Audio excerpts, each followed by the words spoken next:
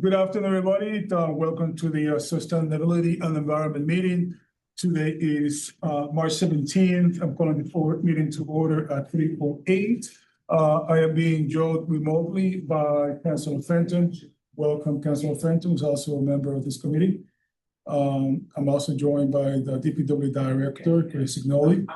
Thank you, Chris, for joining us. I'm also joined remotely by Mr. Stephen Howard. Here in the chamber is just myself, Councilor Davila, and this is the news channel 22. Thank you for joining us, guys. Today, the purpose of today's meeting is to discussion of potholes, including their environmental impact and the city's plan, timeline, and cost to address the repairs. As we all know, this season has been incredibly difficult, both snow-wise. I think we got in like 65 inches of snow so far. And then we got so far subsequently a lot of potholes, and it's just completely awful. Getting a lot of complaints all throughout, and I have found myself quite a few of the potholes without even looking for them, and it's quite an experience as we all know. So before we get into it, the emphasis that we have on the environmental perspective of the pothole situation is that I've been doing some quick research, and I found out that it does have potholes has environmental impact. And you may ask yourself, what's the impact? Well, apparently, when you have potholes, you have an increased vehicle emission. And the reason that happens is because cars tend to slow down and speed up repeatedly. You have increased water pollution. You have a lot of oil, gas, and fluids that get into the water system. You have road degradation. They become, as the potholes grow, they break apart into smaller particles. They can wash into waterways as sediment pollution, and they can also contribute to microplastic-like debris from the raw materials. And of course, you also have the aspect of increased road resources. You have to have more heavy machinery out there working on this pothole, which also increases the environmental impact. And of course, the noise pollution. We know that when there's more pothole, there's more people honking their horn, doing more noise, more clanking. So that's the aspect of the environment, how the potholes impact is not only the inconvenience to us and the costly endeavor to the vehicles, and to your property, but also it does have an environmental impact. And so today I asked Director Chris Signoli to come in so that we can have a chit chat about this. And I'm looking forward to hear what the plans are, what we've been doing. I do have to acknowledge and recognize, Chris, that you have added, if I'm not mistaken, one more crew out there to address the pothole situation. I think we got 2 crews out there right now. Is that correct? Actually, 3. 3. Okay, so you added 1 more. Yeah. 2 more, or you had 2 is 3. Yeah, we've had 3 out all last week, and they'll be out. They're Gotcha. out there today and this week as well. Okay, and so you've got 3 crews, potholes. Okay, so Chris, before I'm going to send you this list myself, but people have been contacting me throughout the city. I'm going to read out some of the complaints that I got, and some of this you've already addressed already. But again, I'm going to email this list to you. Yep. These are the list of potholes that people have emailed me. By the way, anybody who's watching, you can email me at Councilor Victor Davila, that's DAVILA @gmail.com. And I will pass it on to Chris, because I do want to keep some sort of an accounting as to where we are with this. So Chris, people have emailed me, they have told me that there is pothole situations in Orlando Street between Allen Street and Orange Street and Dickinson Street, Anglican Street and Dwight Road. And I think that there was a sandbag that was placed on that pothole. The curve at Piney Woods and Forest Park, it looks like a moon crate. Actually, all of Piney Woods, it's looking like a moon crate, Chris. Terrace, it looks like a war zone. literally, by Holy Name Church. There's like, I will urge you to pay attention to that ASAP because it looks like a war zone. It looks like somebody dropped grenades on the road. We also have, from Indian Orchard, a section, we got 2137 Page Boulevard, 2157 Page Boulevard, 2165 Page Boulevard. Playful Street also looks like a mooncrate, the whole street. Lennox Street and Sumner Avenue. I experienced hitting the pothole myself yesterday, and it was awful. Tiffany Street between Carroll and Bremen Street, I believe. There's a big orange cone out there. And I've seen a couple of people close to hitting it before. So that's why some of the locations that people have emailed me. And so let me get into the questions. And I got two questions for you right away. One of them is, why are we placing sandbags on potholes? And if you can also tell us what's the difference between cold patches and hot patches. Right. On the bigger potholes, we're putting sandbags. It is not sand. It never has been sand, never will be sand. People were asking, why are we putting sand in potholes? It is not sand. It is bagged roadway millings that we are putting in these potholes because some of the deeper ones, cold patch just basically washes right out. And that was over the first couple of weeks when we were doing it, when we were still getting a ton of rain. So people were I'm going to say complaining to me, why are you putting sand out? It is not sand, it's roadway millings that we're putting out. So putting them in bags just keeps them together for a little while. So it's called roadway what? Excuse me? Roadway Millings. All the millings that we do when we're doing roadway paving projects and we mill up the roadway, it is just reconstituted pavement that we're putting in the bags to secure some of those areas. The bags disintegrate, but they hold up for for a week or two and allow us to get a decent base out there. The cold patch material is open all winter. We use it when we're having to do our excavation work. Utilities do it when they have to do their emergency work. The material during the winter works okay. Once we get into the spring and once it gets wet, that stuff doesn't really work very well. Everything that we've accomplished probably over the last 10 to 14 days probably got washed out yesterday because of the rain, because of the cold patch. Doesn't really hold. We were notified Friday and then again today that asphalt mix is going to be available next Monday. So we're going to be starting using actual asphalt next Monday on all the repairs. We're going to be doing as much as we can this week, obviously, but the actual hot mix asphalt is going to be available from at least one of our vendors next week. The other issue that we're dealing with is a significant amount of failed trenches out there associated with construction that has happened, especially if you drive through the X. That's all utility work that's been done. A lot of the failures that we're dealing with out there, I'm not going to say all of them, but a good portion of them are utility failures. So we've been going back and forth with utility companies on that. There was one today on Mill Street Lower Mill Street that we were dealing with on that. So a lot of the utility companies they've all been put on notice this week that they have to get out there and start fixing their stuff as well.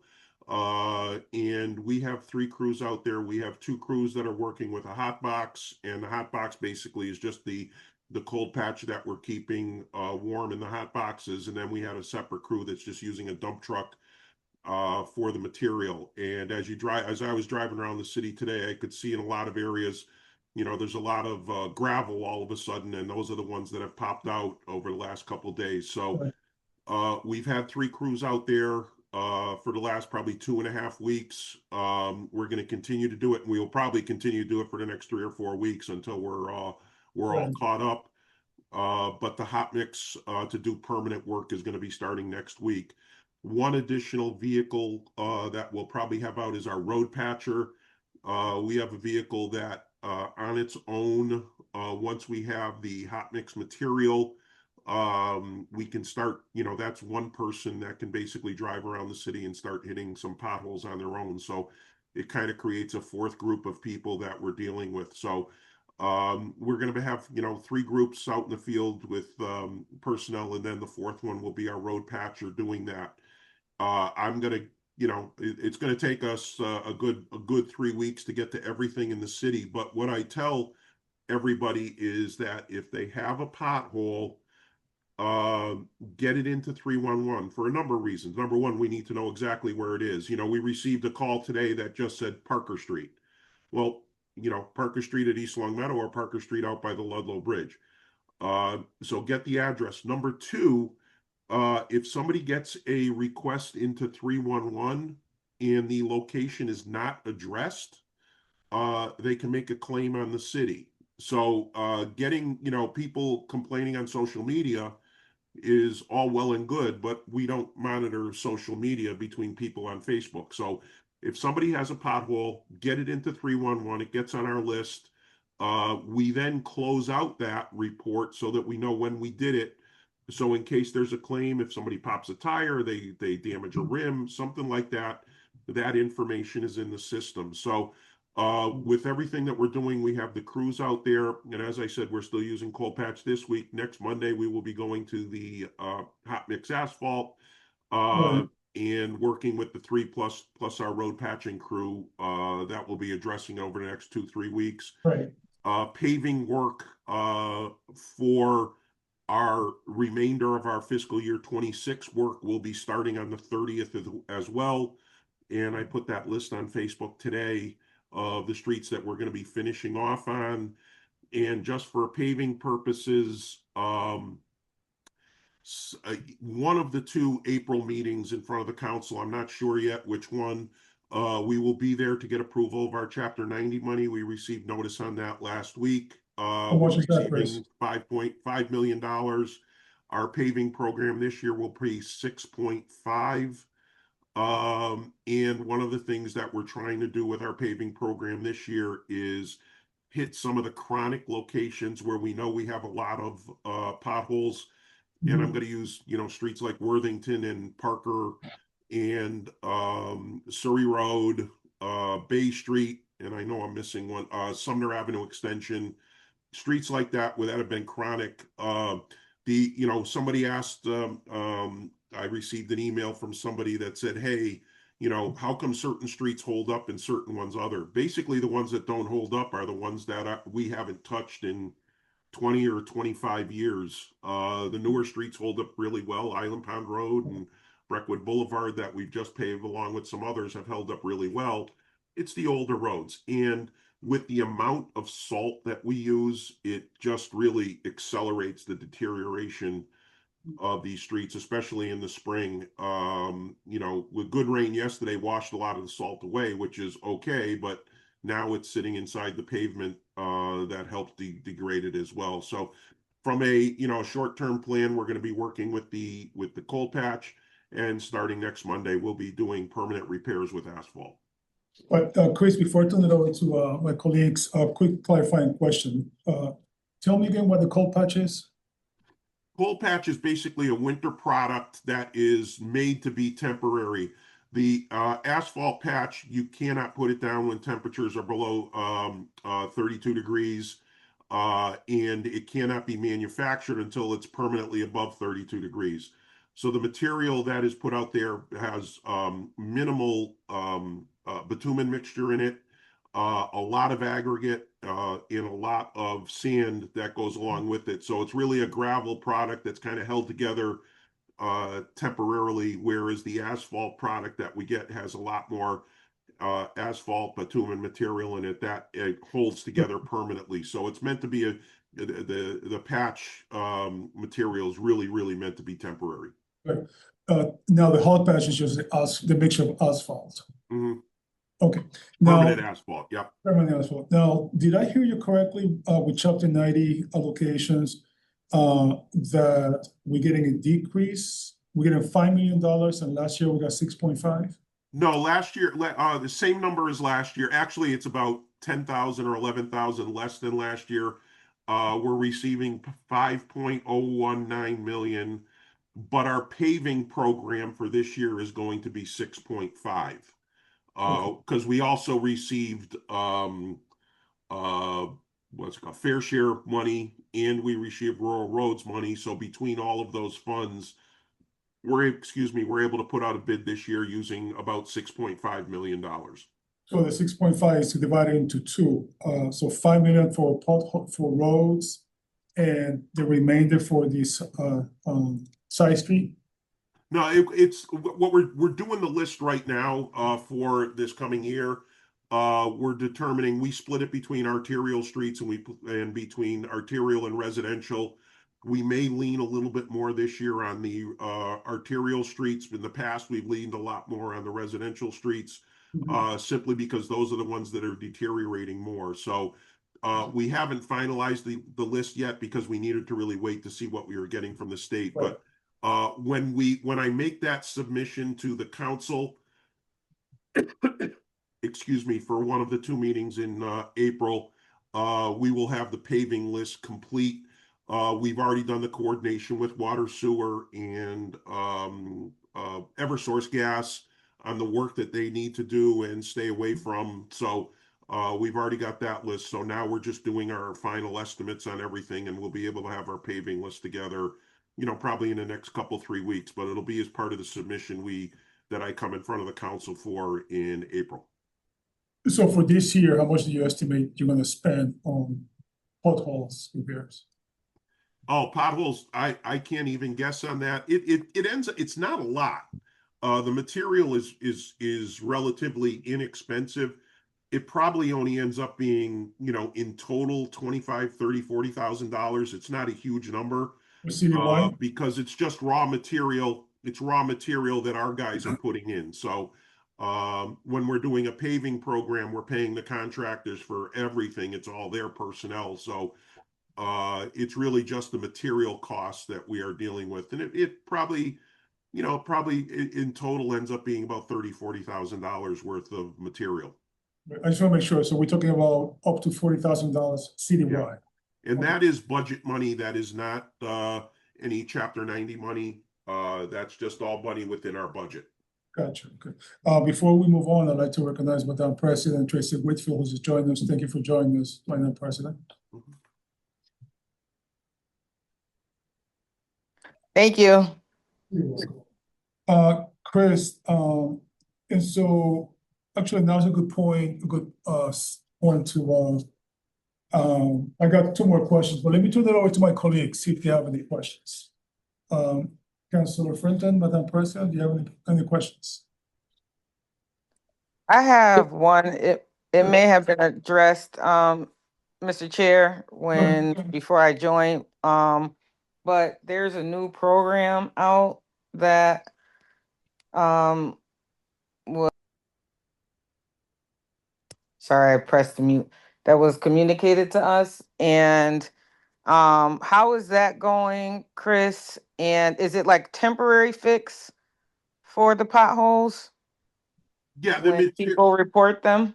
Yeah, over the last I'm gonna say 2.5 weeks, we've been having a lot of crews out there, and the material that we've been putting out is the cold patch material, which I'm gonna say it's probably 40-50% that it holds, especially when we have rain like yesterday.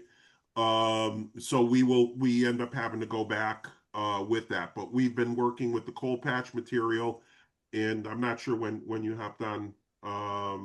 It was we will be starting next Monday with actual asphalt material. The plants will be opening. One of the plants is opening on Monday, so we'll be having actual asphalt to do the permanent repairs. Whereas the stuff now, if you get 40% that kind of hold through, that's a lot, especially with the rain that we got. So the permanent repairs will be, when I say permanent, we know that material will stick for that as well. So. Okay, thank you. And then one more question, Mr. Chair. Sure. Chris, I know that sometimes during the winter we put moratorium on digging. Did that happen this year? Yes. Yes, And what, okay, every year of around December 1st, sometime there, we start a winter moratorium on excavation work, roadway excavation work, and the utility companies get very upset with me because I stop them from doing work. And we have, as a matter of fact, they're being notified this week that they can start their work next Monday because they will have actual asphalt material available. But during the winter, the only excavations that are allowed are emergencies. And as you know, there was a ton of water main breaks this mhm, winter that water and sewer had to deal with, and there was a number of Eversource gas and electric issues that they have. So one of the things that we give to them is we have that list that worked on through the winter. Get out there, get those things repaired. And I mentioned before, there's an electric excavation on Mill Street down in front of down at the bottom, kind of where Or Cadillac and the old fire station was. That opened up because it was all temporary. So uh, okay. we stop all that work for the winter, and a lot of utility companies want to keep going, and we especially with this winter, couldn't let them do it, and Yeah. it turns into a mess. And they say we can get material, we can get asphalt from someplace else, but it's like, the problem with that is that when you open up the ground, it really, we did that one year over on Thompson Street, and the road has never ever recovered from that. Hmm. We ended up having to repave it simply because of what we ended up having to have Eversource repave it because of the work that they did. So yeah, the moratorium, and we're going to be lifting it next Monday. Next month, and that's part of the reason we couldn't like just go and fix all the potholes and stuff too. Well, we started about 3 weeks ago once the weather started to turn a little bit in our favor. The temperatures got a little warmer. We've been doing, we fix potholes all winter. Anytime that there's a Okay. pothole out there, we fill them in as best we can. A lot of snow, and especially with the heat. I hate to use the word heat because it's not really heat, but we had 2 or 3 days that were in the 60s, and then with all the rain, I mean, everything in the gutters, still was still holding water, so it didn't help us. The ground is still frozen, and that was one of the big Right. problems this year, is that underneath the pavement there's no place for that water to go, so it sits there and expands and contracts. And by looking at the weather, as I do just about every day, the weather's not going to really warm up, and we're going to be getting into the high 40s, low 50s, but we're probably going to be at about freezing overnight. So I was kind of hoping we turn a corner and really, as long as we're not getting into the teens and stuff like that, the deterioration just won't continue, and the ground can kind of unfreeze a little easier, and that causes a lot of problems as well. Okay. Thank you. Thank you. Thank you, Madam Chair. Chris, quick question before I turn it over to the other councilors. Do you have an estimated timeline as to when you're going to be done with the pothole repairs, or is this a yearly around? We'll probably be working on it. We'll probably be working on it at least for starting next week. Will probably be at least 3-4 weeks, and we do it throughout the year anyways, because potholes, whether it's around, one of the big problems that I'm seeing is around a lot of manholes and water gates, gates that are in the road, because they expand and contract so much, especially with the water. So that's something that kind of goes on throughout the year anyways. But the heavy work that we'll be doing is probably going to be a good 3-4 weeks worth of work. Gotcha. And Chris, two more questions. How do you determine the priority to fix the pothole? What are the guidelines used to determine? Because I see some potholes that are just like holy tamale. Yeah. And what we've usually been doing is we kind of take them in priority of the list of when we receive them. For the simple reason, as I mentioned before, if there are claims, if we say, oh, this isn't a bad pothole, I'm going to do another one, and we don't do that one, that opens us up to a claim. So we kind of go in order. At the same time, people like myself and others, when we start to see big ones somewhere, Last week, as an example, I started to see some really big ones on Worthington Street and some other locations. So, we get the crews out there, and the crews that I had out there the last couple of weeks, they were working till about 7 o'clock at night on that. So, it's not just an 8 hour a day thing Right. that we've been working on. So, Chris, I'm gonna turn it over to the councilors in a second, but question for you. So if I'm not mistaken, I will urge you, the X, I mean, it's getting rougher. Okay, I feel that the potholes are getting bigger. And it's a problem. And so if I recall correctly, you have mentioned to us, that's the responsibility of DOT, is that correct? yeah, we had one of the Can you big ones explain that we're that to me? dealing with. Because Yeah, it's the DOT and their contractor. We had a meeting with them on Friday that they needed to get out there. One of the big ones is in front of Walgreens. Right. And there's a few other locations that they need to. So they should have, they should have been out there today. I haven't been out there to take a look at it, but they should Well, have. I'm gonna, Chris, I'm gonna push hard on that, and I'm sure you're doing what you do. Let me know who we have to set fire under. Did I say that the right way? Who set fire under, because that needs to be get fixed.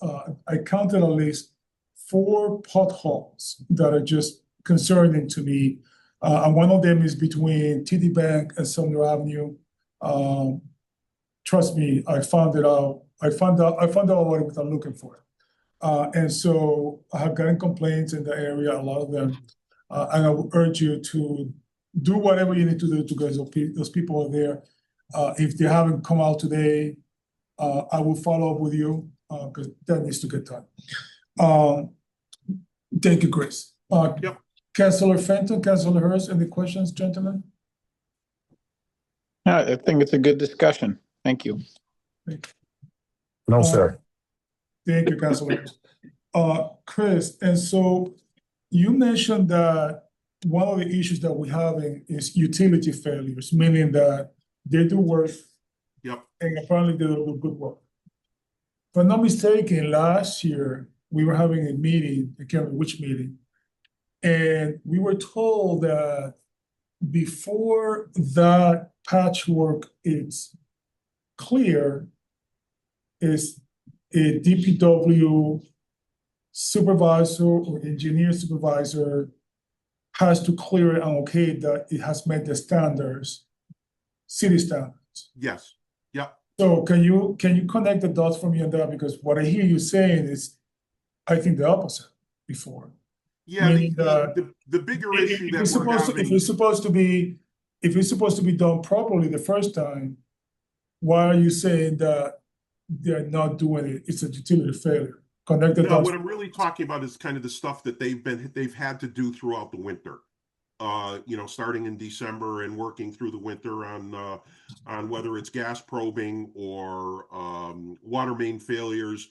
As a matter of fact, on right down around the corner from me on Dwight Road, Dwight Road and Tiffany Street both had big water main breaks.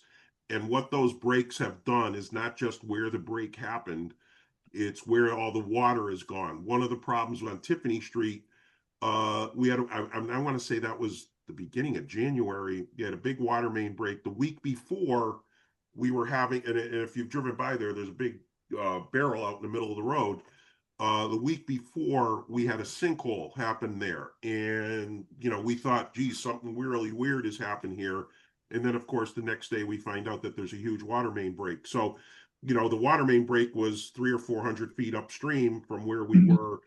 So it's a lot of the utility work that's been done over the winter that's not necessarily at the exact spot where the issue happened, but all around it, especially on the water main breaks and the water that's gotten into the pavement and expanded it. So, yeah, we do have some stuff on the utility side, on regular stuff that I'm not happy with. And, but most of it is just stuff that's happened over the winter. So I take it you're gonna be cracking the whip. Oh, yeah, the Eversource isn't happy with me right now. Okay, all right.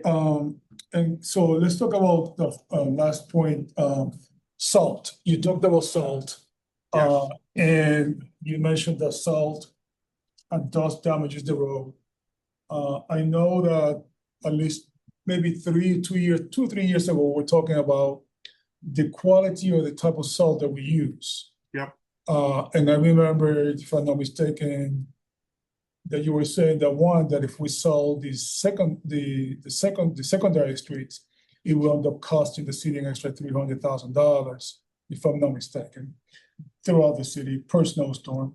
And then you talked about the salt itself. Yep. Are we using the cheapest, or is there something that we could use, even if it's more expensive, that will be environmentally friendly and will not degrade our roads quicker? No, we go out to bid every year for salt.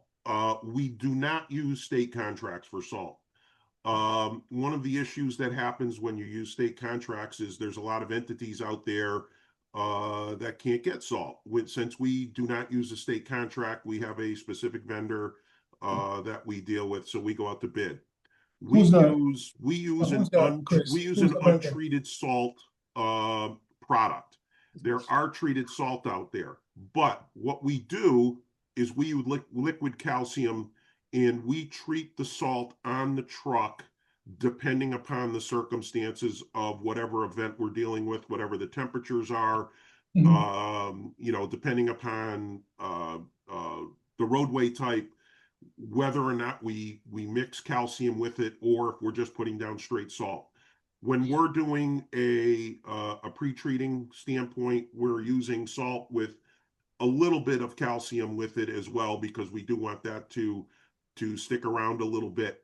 Pre-treating of the roadways when we have a major event takes us probably 12 hours to do all of the arterial streets in the city, and we may hit them once or twice depending upon how much time we have based upon that. If we were to have to do the residential roadways in the city, I would probably need 30 more trucks and 60 more drivers to do that. Simply, we just don't have the people, the material, or the time to do that. So we're doing all the arterial streets. We hit residential streets, but ones that are on hills. And then we have a secondary list that are problem areas that we know of, because there's certain areas in the city where you do not get sunlight, and we know that it's on a hill, and we got to treat it. So we, trying to hit all the residential streets in the city would be next to impossible. All right. Chris, who's the vendor that we use for the salt? I believe it's Mid-American Salt. Who? Mid-American. Mid-American Salt. Yeah. Okay. Stephen, I see you. I'm gonna give you the floor in a second, if you allow me, please. Mid-American Salt. Okay. Chris, if you could please, I would like you to keep us informed, the council, on a weekly basis as to the roads that have been addressed with the potholes, a progress report, so that we have some sort of idea what's happening, or we can go back to our constituent and tell them where we are. Is there something you could do for us, please? Yeah, because what I have is we have our work order lists that are given to the drivers that come off of our cartograph system that we have. So, every 2 or 3 or 4 days, I can just print those out and get those out to everybody of what's been done over the last, over those last 2, 3, 4 days. Thank you, Chris. Steve, do you have a question? Yes, thank you, Mr. Chair. Good evening, afternoon, everyone.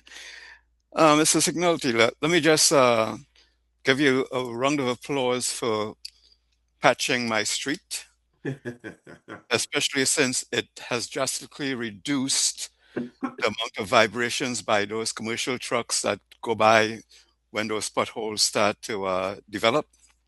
So thank you for that. Couple of questions.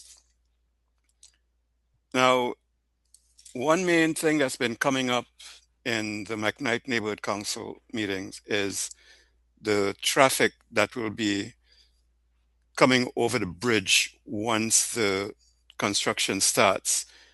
That's the first question. What kind of routes will these commercial traffics be taken? And the second thing is, folks complain a lot about the potholes, and when these potholes have to be fixed, naturally it's some money. that has to be spent. And yet people complain that that they get ticketed when they don't move the cars on snow emergency days, Yep. which could you talk about the impact that it has on the city when these vehicles are not moved, when those uh, emergency regulations kick in, Yep.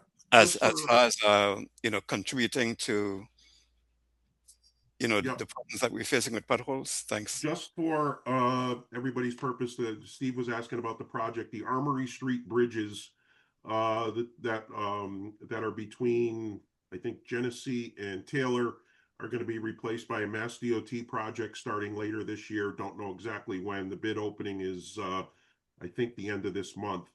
So there's going to be obviously an impact to traffic. What I'm going to do with that, Steve, is I'm going to get the detour map provided to us by Mass DOT, and I'll once that project gets a little closer, I'm going to get that posted on our Facebook page. And just for everybody's purpose, I posted a bunch of stuff on there today about I've even lost track, yard waste starting in a few weeks, and our paving program starting, and also we're having a meeting for the X project as well. So the other thing with regard to towing vehicles, we probably towed 2 or 3 times the amount of cars this year than we've done in any past year. And the reason why is what we did is we kept the parking ban on after the storm for a long time. The storm at the end of January, we actually kept on for 2 full weeks.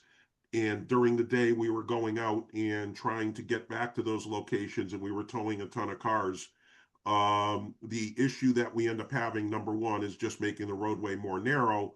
And then number two, the snow on those streets just gets packed down too much that really has an impact on the road itself, on many of those streets. So when that stuff gets packed down, it's not going to melt like the other streets do. I hate to use my street as a comparison. One end of my street, nobody parks on it. It's down to pavement in 2 days. The other end of my street is still, for a week afterwards, still has snow on it, simply because everybody's parked on both sides of the street. So we work with the police on getting those vehicles towed, but it has kind of a rolling effect. Number one, you can't get cars through it. Number two, parking on there becomes even that much more difficult, and then nobody cleans it. So that was the big effort that we did this year, and really used a lot of the ordinance cops this year to get out there on days after and do a lot of cleanup throughout the city. This was also the first time in, I think, 12 years we've done snow hauling.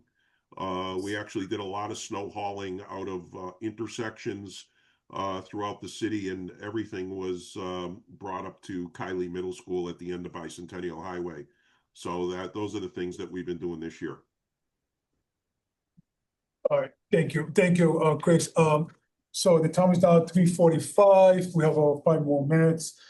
Chris, I do intend to have a follow-up meeting in about 4 weeks for kind of a progress report on this particular issue. And so before we go, I do believe the press, any questions? Yes. I do have one now. So we're going to be heading to a specific street called Thompson Street. It's just near State Street, right? Yeah, it's between State and St. James and Bay. Yep. Yeah, so I was just hoping to see what types of repairs were going to be made to that specific area. Off the top of my head, I don't know. Kaylee, if you want to tomorrow, if you wanted tomorrow, if you're around, get in touch with me, because I'll hook you up with a crew. Okay, yeah, that'd be perfect. Yeah, did you go with? I know somebody from 22 was with a crew a couple weeks ago. I don't know if it was you, but yeah, give me a call in the morning and I'll hook you up where on some of the places where we'll be. Okay, yeah, sounds good. Thank you. You're welcome. I believe the reminder has. Yes. Sarah Heenan in Reminder Publishing. I just wanted to ask, you had said that if a pothole is reported through 311 and there is damage to a vehicle, if it hasn't been addressed, that the resident can file a claim with the city. How Correct. much of that have you seen this year, and is it more than in previous years? From the claim side, I usually don't see it. I mean, what will happen is the way the process usually works. Somebody will file a claim with the city. We will get an email, and this claim can be for anything. They're going to file a claim against the city, whether it's a pothole, traffic light, an accident, or something like that. And somebody will come back to us and say, hey, there was a pothole here. Did you have a call on it? Was it in the system? We provide them the information. We usually don't start to see that until April on that, but I have not seen anything out of the ordinary yet. Do I expect it? Probably, yeah. But I haven't seen it yet. And then my only other question is, anecdotally at least, potholes have been horrendous this year, worse than in previous years. Is there a reason for that? Is it simply because of the backlog of streets that haven't been able to be gotten to over the years? What's causing the influx? Well, this year I think it's threefold. Number one, it is the age of a lot of our roadways in the city. I mentioned that we're going to do $6.5 million worth of paving this year. That's going to be less than 2% of the roadways. So just by doing math, certain streets in the city may not get paved for 25, 30, 40 years. So when roads start to deteriorate, they deteriorate rapidly. Number two was the extreme cold that really, really locked in frost below the ground everywhere on that. And then number three was the amount of snow. I've mentioned it at council meetings before, we have been extremely lucky over the last 10 years or so that there was like 7 or 8 years in a row when we plowed a storm, the next time we had to plow, all the snow was gone. This year was probably the first year in a long time where we plowed where there was snow on the ground from previous storms. And that just, again, catch basins get blocked, water can't go anywhere. The pavement begins to freeze, not just the base of it, but the pavement itself starts to freeze, becomes more fragile. So it's kind of a threefold effect. And I'm seeing reports from all over the place right now, Worcester, and there was a big thing. I think it might've been you guys on 22, Kaylee, who did a thing on the mall. I saw, the Holyoke Mall. So yeah, we're not immune to it. And, everybody's kind of in the same boat this year, but those were the three big reasons. All right, thank you so much. You're Thank very you. welcome. Before it's 3:48, any questions from councilors online before we adjourn? Further questions? No? Okay, very well then. Chris, thank you so much. Again, I will I be will calling see the you all meeting. later. Anybody has any will questions, be- just get in touch with me. Yeah, Chris, we'll be scheduling another meeting for a progress report. Please Sounds fine. make sure that you send us a weekly Yeah. progress report as well. And again, to all the people who are watching this, if you have a pothole that you want to report, you can call the city 311. You can report it that way. Just dial 311 from the phone, or you can email me at councilorvictordavid@gmail.com, and I will make sure that information is passed to Chris, and Chris will promptly get into it. Okay, Thank you, get a hold of me everybody. tomorrow. We'll get you out there. Okay, all Thank right, you so thank much. you. The time is now 50. Thank you. Thank you, everybody. God bless.